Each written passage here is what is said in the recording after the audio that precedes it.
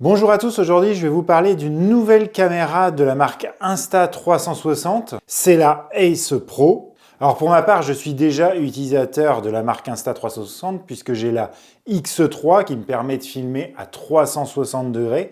Celle-là, c'est autre chose, c'est une caméra de sport qui va filmer bien à la manière de ce qu'on a l'habitude de voir sur les grandes marques. Elle ne va pas être capable de filmer tout autour d'elle, mais d'être en grand angle. Enfin, on va voir ça dans cette vidéo. Et alors, déjà, ce qui m'a attiré, c'est que elle a été co-conçue avec Leica. Et petit spoiler, elle va être capable de filmer en 8K. Alors bon, l'intérêt de filmer en 8K, je ne vois pas forcément. Mais si elle filme en 8K, elle va pouvoir filmer en 4K, en 1080p, grâce à son capteur de 1 sur 1,3 pouces. Et elle va même être capable de prendre des photos jusqu'à 48 mégapixels. Et si vous vous posez la question de savoir ce que vaut l'image de cette caméra, vous en avez déjà un petit aperçu, alors qu'il n'est pas vraiment dans des bonnes conditions pour ce genre d'appareil.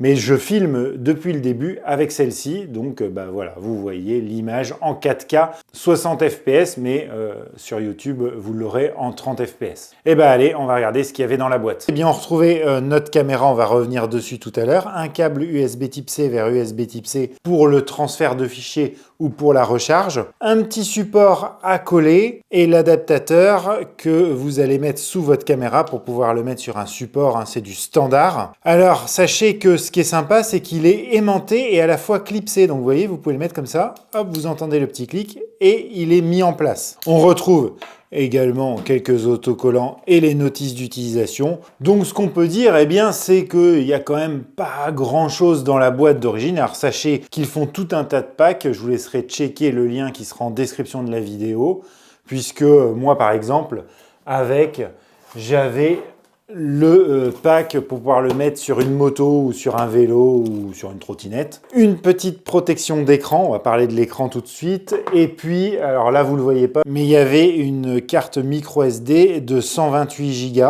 que bien sûr j'ai déballé pour la mettre à l'intérieur pour faire les tests. Mais ce qui nous choque tout de suite sur cette caméra, c'est qu'elle est un petit peu plus grosse que d'autres caméras d'action. Vous voyez là c'est la Insta360.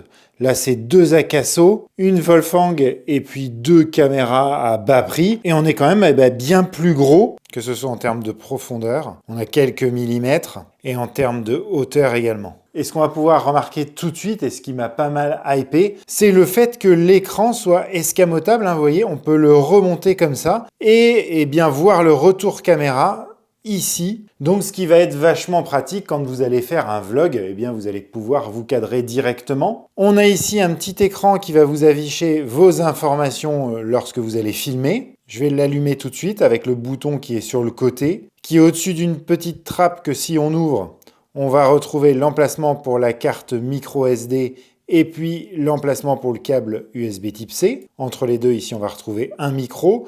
On va retrouver un également ici. Et oui, en tout, il y a 3 micros pour bien capter les sons environnants. Et vous voyez, le petit écran que je vous parlais, voilà, on voit que je vais filmer en 4K 60 fps en 16 neuvième, qu'il me reste 1h48 sur ma carte SD et puis mon niveau de batterie. Sur le dessus ici, on va voir le bouton déclencheur, mais vous n'avez pas que cette possibilité-là pour déclencher. Elle est aussi à reconnaissance vocale et à reconnaissance de gestes. Celui-ci qui va permettre de prendre une photo et celui-ci qui va permettre de déclencher l'enregistrement vidéo. Et ça marche plutôt bien. L'écran dont je vous parlais tout à l'heure fait quand même 2,4 pouces, donc c'est largement suffisant pour bien se voir. De ce côté-là, on va retrouver aussi une trappe que l'on peut ouvrir et là, on va accéder à la batterie. Alors, les trappes sont un petit peu dures à ouvrir, mais c'est normal, la caméra est étanche jusqu'à 10 mètres, en elle-même sans aucune case.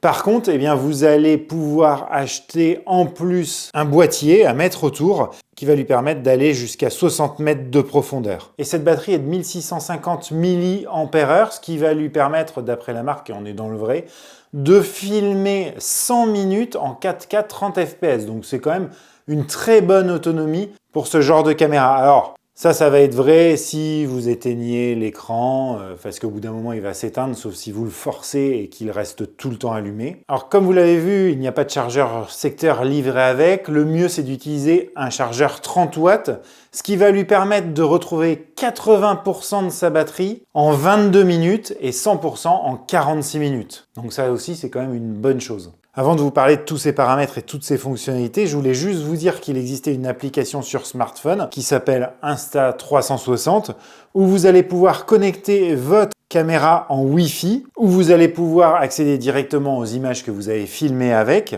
mais vous allez pouvoir, et ça c'est intéressant, eh bien vous en servir comme un écran déporté, hein, c'est-à-dire que là, elle filme et en même temps, je vois ce qu'elle filme sur mon écran. Là, ici, je vois que je suis connecté à l'application. Et grosso modo, ici, vous allez retrouver tout ce que vous allez pouvoir faire directement sur la caméra. Donc, ça peut être plus simple à distance de pouvoir la gérer. Mais nous, ce qu'on va faire, on va regarder sur la caméra. Je trouve ça plus sympa. Donc ça va nous permettre de parler de l'audio et de la vidéo, mais avant toute chose, il faut que je vous dise 2-3 points. Toutes les photos que vous allez prendre vont être enregistrées en JPEG ou en DNG. C'est en fait la version brute de l'image où en post-production, vous allez pouvoir pas mal retoucher. Et les vidéos, elles, seront enregistrées en 2 formats simultanément, le MP4 et le LVR. Le LVR, c'est le format propriétaire à Insta360 où vous allez pouvoir, grâce à l'application Insta360, à peu près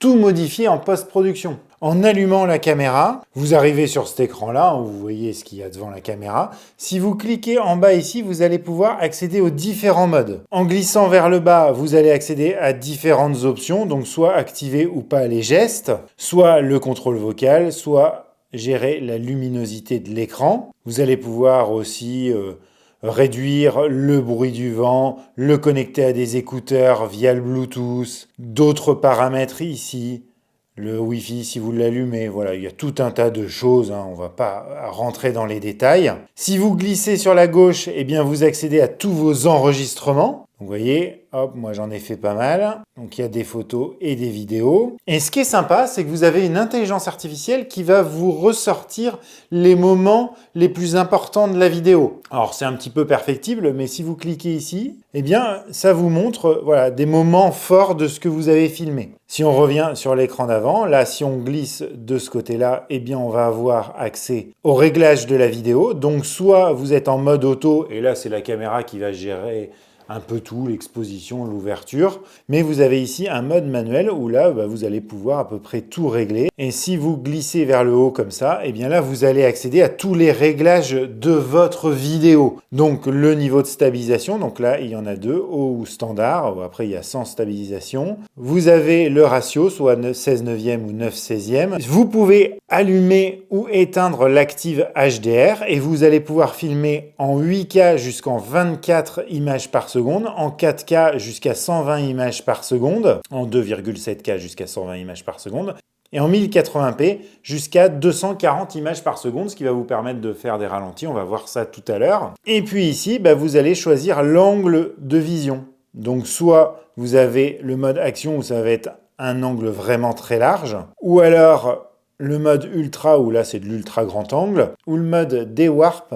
où là, en fait, ça va vous éviter les distorsions. Vous savez, l'effet fisheye, là. Vous aurez une vraie image carrée comme la caméra avec laquelle je filme. Alors, il y a une toute petite distorsion, mais vraiment pas grand-chose. Ou après, vous avez le mode de maintien de l'horizon. Donc ça, c'est pas mal. Vous faites ça et vous pouvez bouger votre caméra comme ça et vous voyez, elle filme toujours droit par rapport à l'horizon. Dans certaines limites, si vous commencez à aller trop comme ça, hop, au bout d'un moment, elle va bouger. Ça permettra, par exemple, si vous êtes en moto ou en vélo, d'éviter de donner un peu la gerbe aux gens qui vont regarder la vidéo. Donc voilà les principales fonctionnalités de la vidéo. Donc je vais vous montrer quelques exemples et puis je vais vous faire écouter le son aussi puisque au moment où j'ai tourné les images, j'ai capté le son de la caméra. Et voilà, donc on se retrouve à La Rochelle et on se promène un peu dans les rues. Donc là, je suis en mode vlog en fait, ce qui est le type de vidéo où il y a le moins de distorsion derrière. Et je suis en train de vous parler en marchant et comme vous pouvez voir, la stabilisation est plutôt bonne, mais on va faire des essais un peu plus poussés tout à l'heure. Vous voyez, je peux même courir et l'image est plutôt stable. Et voilà, donc là je suis en mode action avec le HDR d'allumé. Je suis en train de marcher avec la caméra au bout d'une perche. Et comme vous pouvez voir, ça a l'air plutôt propre. Alors on va changer de mode maintenant. Et ce qui est vachement cool, c'est que j'ai pu changer. Donc là je suis avec l'ultra grand angle. Et juste en faisant pause et en reprenant la vidéo, c'est vachement bien parce que j'ai le même fichier vidéo en fait. Vous voyez, c'est quand même vachement bien stabilisé, hein, je peux courir. Franchement, c'est super propre. Et là, je suis avec le mode DevWrap, donc où il devrait y avoir une distorsion mineure, hein, ça évite un peu le fisheye. Et vous voyez, là aussi, je suis en stabilisé. En 4K 60 images par seconde, hein, depuis le début, j'ai oublié de vous le dire. Et ça m'a l'air vraiment sympa. Je vais courir un peu avec. En plus, comme je suis au bout d'une perche, ça doit quand même assez bouger. Maintenant, on va mettre la stabilisation de l'horizon. Voilà, donc là j'ai mis la stabilisation de l'horizon. Et si je bouge la caméra à gauche ou à droite, ça maintient quand même pas mal l'horizon. Donc vous voyez, hein, c'est quand même pas mal, c'est assez exploitable, la stabilisation est vraiment très bonne je trouve. Donc on peut faire des choses vraiment sympas avec cette caméra. Alors là je vous ai montré en marchant, tout à l'heure on va prendre soit la moto soit la trottinette, je sais pas encore, on ira faire un tour. Comme ça on va vraiment se rendre compte ce que ça fait sur un engin où il y a beaucoup de vibrations. Ensuite vous avez le mode pure vidéo. Donc ça, c'est vachement intéressant. Ça va vous permettre d'améliorer la luminosité quand vous êtes dans une scène où il n'y a pas assez de lumière. Moi, j'ai par exemple filmé quasiment de nuit, hein, vous savez, entre chien et loup, quand le soleil baissait vraiment. Et je vous montre ce que ça donne. Et voilà, donc là, il fait presque nuit. Alors, je ne sais pas ce que ça va donner à la cam. J'ai pris l'option pure vidéo. Et je me filme avec, là j'essaie de faire un petit tour autour de moi. Donc là ce que vous venez de voir c'était avec l'Insta360 et maintenant je vais vous montrer ce que ça fait avec une caméra lambda, enfin qui est déjà une bonne qualité, c'est la Akaso Brave 8. Et voilà, là je me filme avec ma Akaso et vous de voir s'il y a vraiment une différence. Enfin, moi je vais le voir tout à l'heure quand je vais regarder la vidéo sur le PC. Et vous voyez que c'est quand même assez bluffant la différence.